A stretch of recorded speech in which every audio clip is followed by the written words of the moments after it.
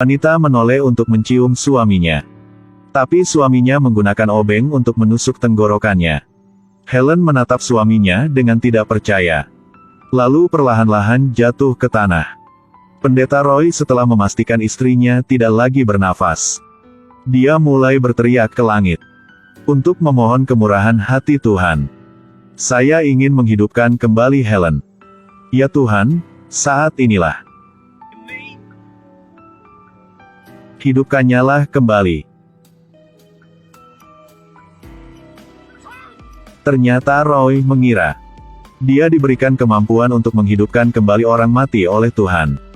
Untuk menguji kemampuan ini, dia membunuh istrinya dengan tangannya sendiri. Sekarang melihat istrinya masih belum bangun. Dia menyadari bahwa dia telah membunuh seseorang. Dia masuk ke mobil. Yang meminta mereka untuk membawanya ke kota terpencil. Keduanya langsung setuju. Tapi dia tidak tahu bahwa keduanya juga bukan yang baik hati. Wanita itu seorang model. Dia menyukai pria muda. Pria itu seorang fotografer. Dia suka memotret hal-hal yang rangsang. Dua orang dengan minat yang sama. Segera bergabung menjadi satu tim. Si wanita yang bertugas merayu yang lain. Dan si pria bertugas memotretnya sebagai kenang-kenangan. Lalu menembak mangsanya sampai mati. Tapi Roy juga bukan yang sederhana. Dalam pikirannya tidak ada yang lain kecuali kepercayaan kepada Tuhan. Si fotografer melihat bahwa Roy tidak ingin bekerja sama dengan mereka, dia langsung menembaknya sampai mati. Dengan begitu, Roy menerima kembali karma buruknya. Putri mereka Lenora menjadi yatim piatu. Yang tinggal di rumah nenek temannya Arvin, jugalah tetangganya.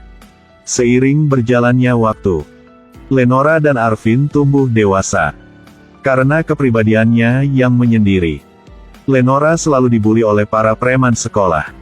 Setelah Arvin melihat itu, dia langsung pergi membantu Lenora. Tapi dia sama sekali bukan lawan mereka. Namun bahkan dipukuli, dia masih datang untuk melindungi Lenora berkali-kali. Karena di matanya, Lenora sudah seperti adik kandungnya. Suatu hari gereja memiliki pendeta baru Preston. Pendeta dianggap sebagai penerima arahan Tuhan. Apalagi dia sangat tampan. Gadis-gadis di sini semua sangat menyukainya. Yang termasuk juga Lenora. Suatu hari hujan deras. Lenora sedang berdoa di kuburan. Sudah waktunya pulang tetapi masih tidak terlihat Arvin di mana-mana. Dia hanya bisa memasuki gereja dan menunggu sebentar. Preston dengan baik hati membawanya pulang. Tetapi dia menghentikan mobilnya di tempat yang sepi. Lalu memberitahu Lenora bahwa jika ingin diterima oleh Tuhan, dia harus menghadapinya dengan jujur. Di bawah rayuannya, Lenora mematuhinya dan mempercayakan dirinya kepadanya. Saat ini, Arvin sedang menunggu saat yang tepat untuk mengajar yang kurang ajar yang sering menggertak adiknya. Dia mungkin tidak bisa melawan sekelompok orang. Tetapi jika itu satu lawan satu, dia tidak takut pada siapapun. Pada saat Arvin datang untuk menjemput Lenora, hari sudah gelap. Dia meminta maaf karena tidak menjemput Lenora tepat waktu. Tetapi Lenora mengatakan tidak apa-apa. Dia bisa melawan mereka nanti. Kata-kata ini kedengarannya sangat aneh. Tapi Arvin juga tidak terlalu memikirkannya. 3 bulan kemudian, Lenora menemukan bahwa dia hamil. Dia pergi ke Preston untuk memintanya bertanggung jawab dengannya. Tapi Preston berkata, "Kita bersama hanya ilusi. Kamu dan aku jelas tidak melakukan apapun." Untuk menghentikan Lenora dari menempel padanya, Preston menceritakan kisah Adam dan Hawa di depan semua orang. Orang yang tidak bisa menahan godaan untuk jatuh ke dalam jurang nafsu. Mempercayakan kemurnian kepada orang lain. Orang seperti itu memalukan. Membuat malu keluarga. Dalam situasi ini, Lenora merasa sangat takut dan putus asa. Dia tidak berani membicarakan hal ini dengan orang lain. Dia takut ditertawakan dan dipandang rendah. Dia juga takut keluarganya akan terluka karena dia. Jadi ketika tidak ada orang di rumah, dia memilih untuk bunuh diri. Arvin sekali lagi kehilangan orang yang dicintainya. Dia tidak paham. Meski kepribadian Lenora yang suka menyendiri, namun tetap penuh harapan dengan hidup. Mengapa dia memilih untuk mengakhiri hidupnya? Seorang polisi yang baik hati memberitahunya. Pada laporan pemeriksaan tubuh Lenora, disebutkan bahwa dia hamil 3 bulan. Mendengar ini, Arvin tiba-tiba teringat betapa tidak biasa Lenora dan Preston akhir-akhir ini. Mungkinkah orang yang membunuh Lenora adalah Preston? Gadis itu hamil 3 bulan tetapi memilih untuk bunuh diri. Setelah kakak laki-lakinya mendengar itu, dia mulai mengikuti pendeta terkenal di kota itu. Preston selalu memainkan peran sebagai pria yang sempurna, yang berdiri di gereja memberitahu orang-orang tentang kekuatan kepercayaan. Bagaimana bisa seseorang yang begitu murni dan suci membunuh seorang gadis? Tapi kenyataannya pahit. Pendeta ini menipu banyak gadis muda pada saat yang sama. Adik Arvin juga ditipu seperti itu. Setelah hamil, dia ditinggalkan dengan kejam. Bahkan dipermalukan. Pada akhirnya dia membuatnya memilih untuk bunuh diri. Semakin Arvin berpikir, semakin marah dia. Dia mengambil pistol dan amunisi. Pergi ke gereja Preston. Dia hendak membunuhnya dengan 1 tembakan. Tapi Arvin masih belum menentukan apakah dia pembunuhnya atau bukan. Arvin dengan hati-hati memutuskan untuk bertanya lagi untuk kejelasan. Dia berpura-pura mengakui bahwa dia adalah penipu gadis-gadis muda, tetapi sebenarnya Preston. Dia beritahu Preston seluruh cerita. Beritahu bagaimana dia menipu gadis masuk ke mobilnya. Beritahu bagaimana dia menipu gadis mempercayakan dirinya padanya. Pada awalnya Preston mendengarkan dengan penuh minat. Tetapi makin mendengarnya, makin tidak beres dia merasa. Kamu memata-mataiku, kan? Arvin segera mengangkat senjatanya. Dan menanyakan apakah dia pernah menggertak seorang gadis bernama Lenora. Jenis orang seperti Preston yang paling ditakuti adalah kematian. Dia gemetar, buru-buru menyangkal kejahatannya. Dia mengatakan bahwa Lenora menempel padanya. Dia tidak punya pikiran lain tentang dia. Tapi dia tidak tahu bahwa kata-kata ini membuktikan tebakan Arvin benar. Arvin yang marah menembak Preston sampai mati. Dan menemukan bukti padanya.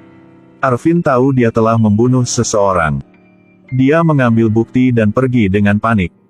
Di tengah jalan, tiba-tiba mobil mogok. Arvin mencoba tapi mobil tetap tidak mau hidup. Dia berdiri di pinggir jalan dan ingin meminta tumpangan.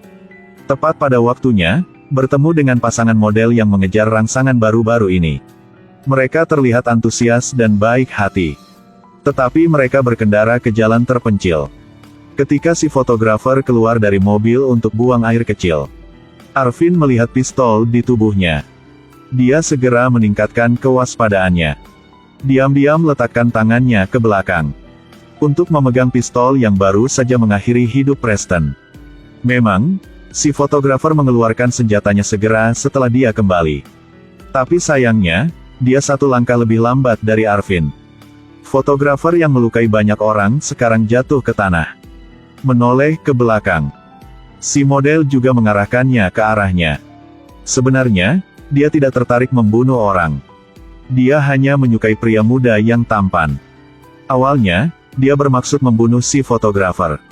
Dan memulai hidup baru dengan Arvin. Siapa sangka Arvin bukan orang biasa-biasa saja. Untuk melindungi diri sendirinya, dia menarik pelatuknya. Tapi Arvin tidak kehilangan sehelai rambut pun. Ternyata sang fotografer segera mencurigai si model. Jadi dia mengeluarkan semua amunisi dari senjatanya. Akhirnya pasangan ini dikirim ke neraka oleh Arvin. Kematian keduanya dilaporkan ke polisi. Dia sangat marah. Karena si model adalah adik perempuannya. Dia melakukan banyak perbuatan jahat tapi masih bebas dari hukum. Semuanya berkat kerja kakak ini. Dia hanya seorang kepala polisi. Tapi di sini, dia adalah perwakilan hukum dan kuasan. Hitam atau putih semuanya ada di bawah tangannya. Berani menyentuh orang-orangnya seperti bersalah kepada Tuhan. Berdasarkan petunjuk yang ditinggalkan oleh peluru. Dia mengunci kecurigaan ke Arvin. Selanjutnya, berdasarkan lokasi adik perempuannya dibunuh. Dia menebak Arvin mungkin akan kembali ke kampung halamannya. Memang, kemampuan penalaran deduktifnya sangat bagus. Arvin akan pergi. Tapi sebelum pergi, Dia selalu memiliki penyesalan di hatinya. Bahwa dia ingin mengubur tubuh anjing peliharaannya di tempat yang baik. Waktu telah berlalu bertahun-tahun. Tubuh anjing hanya tinggal seonggok tulang. Dia dengan hati-hati letakkan tulang ke dalam lubang. Berharap dia bisa bertemu pemilik yang baik di kehidupan selanjutnya. Pada saat ini, kepala polisi dengan pistol muncul. Menyadari bahwa dia tidak punya niat baik, Arvin segera mengisi pistolnya. Lalu menembak ke arah kepala polisi. Siapa sangka, kepala polisi langsung terkena peluru dan mati. Akhiri hidup kejahatannya. Arvin takut. Dia tidak berniat membunuh si kepala polisi. Jadi dia meninggalkan bukti bahwa pendeta berselingkuh dengan gadis-gadis di sakunya. Berharap polisi datang ke sini akan mengetahui kejahatan pendeta. Yang juga mengurangi rasa bersalah di hatinya. Setelah melakukan segalanya, Arvin mengucapkan selamat tinggal kepada orang tuanya dan meninggalkan tempat ini selamanya. Ketika orang mengambil keuntungan dari kepercayaan, maka dunia manusia bukan lagi surga. Seperti Roy demi mendapatkan kekuatan suci yang tanpa ampun membunuh istrinya. Willard untuk menyembuhkan istrinya. Dia mengambil nyawa anjing peliharaannya. Preston dan sang kepala polisi juga merupakan karakter yang sangat menyindir. Tuhan mengirim pendeta untuk membawa terang bagi orang-orang. Tapi mereka menggunakan kekuatan di tangan mereka. Membuat orang merasa putus asa dan kegelapan. Si kepala polisi seharusnya menggunakan hukum untuk memberi orang kehidupan yang lebih baik. Tapi dia bilang, "Aku adalah hukum." Ini juga alasan kenapa semua orang jelas-jelas percaya pada Tuhan. Tapi nama filmnya Tanah yang Ditinggalkan Tuhan.